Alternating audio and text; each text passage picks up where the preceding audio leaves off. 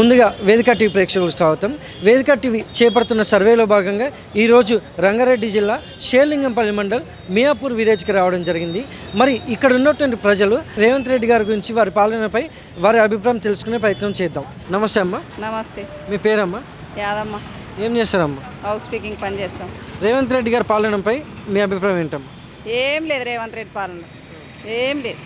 Gas లేదు, ఏది లేదు, కరెంటు లేదు, ఏం లేదు. ఇక్కడ మాకు బతకనికి వచ్చి 30 సంవత్సరాలు అవుతుంది. అన్నిటికీ దరఖాస్తు పెట్టారా? అన్నిటికీ ఎట్టాం. ఈ ఊళ్ళో ఇంత ఇల్లు ఇంత భూమి ఉన్నదని రాదని అంటే సపడదాకా ఒప్పుకున్నాం. ఏం లేదు. మరి గతంలో కేసీఆర్ గారి పాలనపై మీ అభిప్రాయం ఏంటమ్మా? ఆయన చేసిన కాడికి మంచిగా చేసిండు, ఉన్న కాడికి కళ్యాణ లక్ష్మి ఇచ్చిండు, అన్నీ చేసిండు. ఆయన చేయడానికి ఏం లేదు.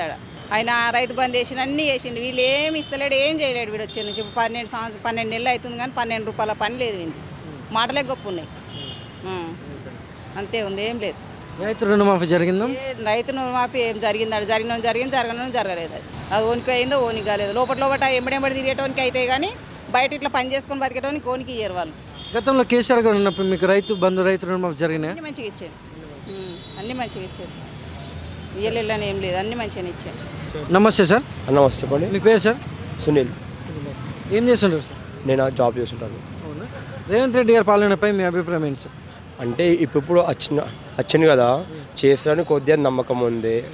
ఎందుకంటే ఇక మనము చెప్పలేము చేస్తారా అని. 1 year అయింది కదా, చేస్తారని అయితే అనుకుంటున్నాను అయితే నేను.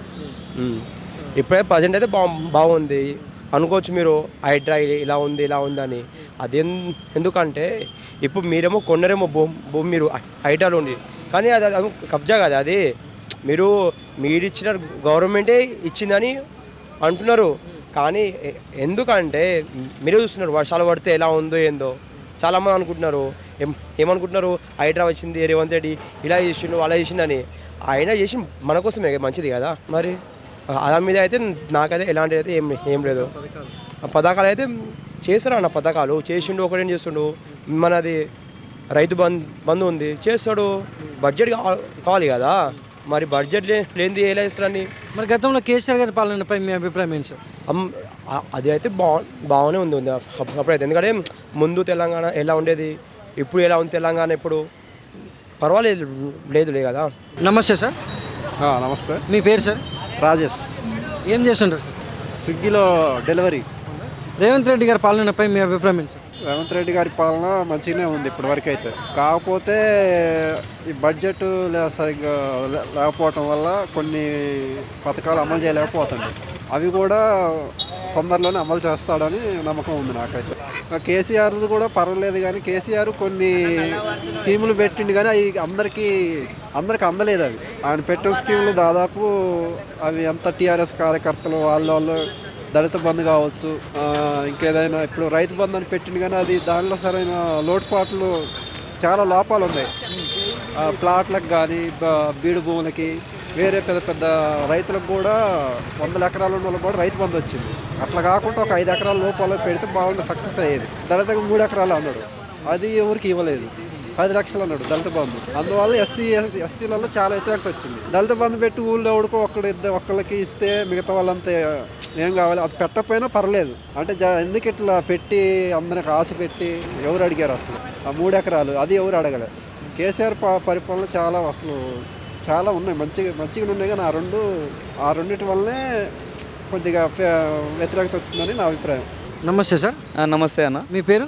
నా పేరు ప్రశాంత్. ఏం చేస్తుంటారు? నేను ప్రైవేట్ ఎంప్లాయ్ అన్న. రేవంత్ రెడ్డి గారి పాలనపై మీ అభిప్రాయం ఏంటి సార్? రేవంత్ రెడ్డి గారి పాలన ఆయన ఏం చేయాలని వచ్చిండో తెలియదు, కానీ ఆయన చేస్తున్నవన్నీ అసలు మేమైతే తెలంగాణ సిటిజన్గా నేనైతే యాక్సెప్ట్ చేస్తలేను. నా ఒపీనియన్ ఏంటంటే హైడ్రా విషయంలో కానీ రైతులకు సంబంధించినటువంటి హైడ్రా వచ్చేసి ఎంతోమంది సామాన్యులు ఏంటంటే వాళ్ళకు ఒక మంచి అపార్ట్మెంట్లో ఇల్లు తీసుకోవాలనేది ఒక కళ ఉంటుంది. వాళ్ళ ఆస్తులు అమ్మా లేకపోతే బంగారం గిరివి పెట్టియా ఏదో చేసుకొని వాళ్ళు ఇల్లు కొంటారు.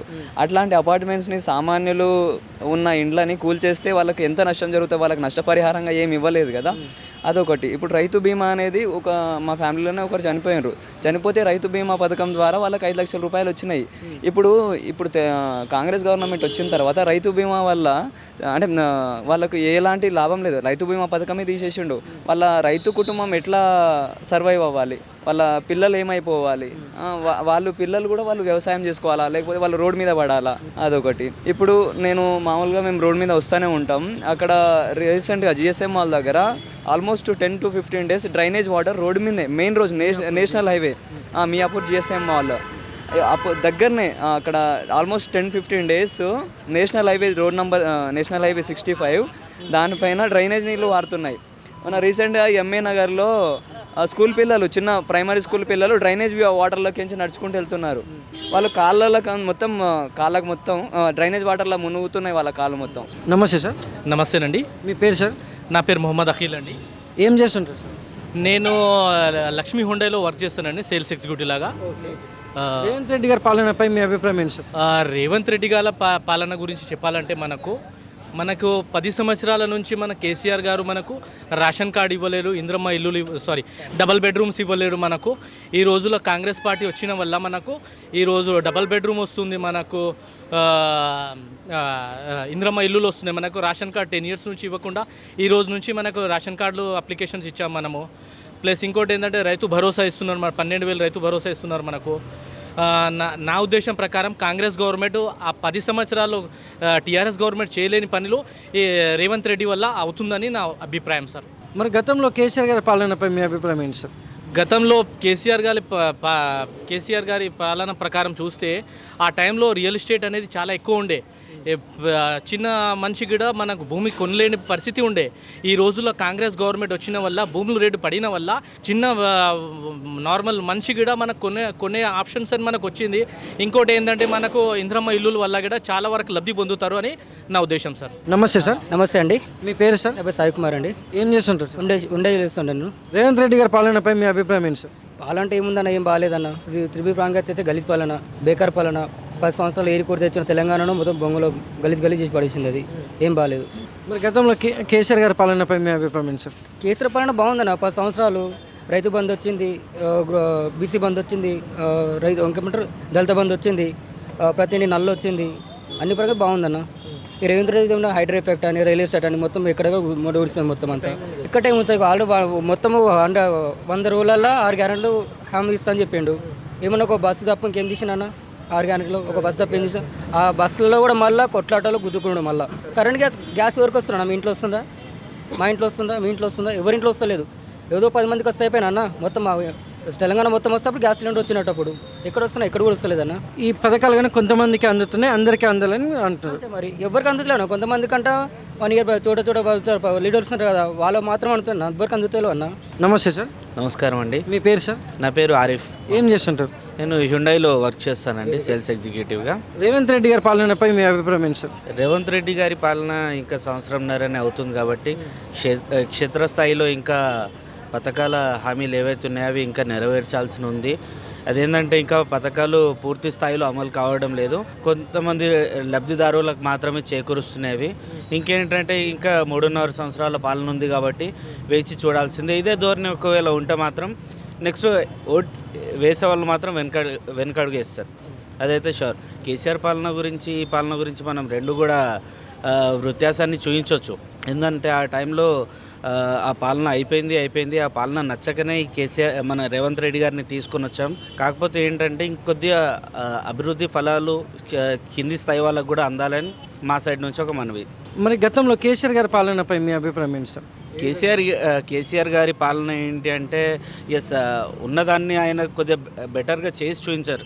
హైదరాబాద్ లాంటి ప్రాంతాన్ని బాగా డెవలప్ చేశారు, కానీ రూరల్ ఏరియాస్ని కొద్దిగా అంత ఎక్కువ మొత్తంలో చేశారని అభిప్రాయం ఉంది. కాబట్టి హైదరాబాద్లో మాత్రమే ఆయనకు మంచి సీట్లు వచ్చాయి, రూరల్ ఆయన ఓడించింది. రేవంత్ రెడ్డి గారు అక్కడ డ్రాబ్యాక్ లేకుండా చూసుకున్నారనుకోండి, నెక్స్ట్ ఈయన మళ్ళీ గవర్నమెంట్ ఫామ్ చేస్తాడు.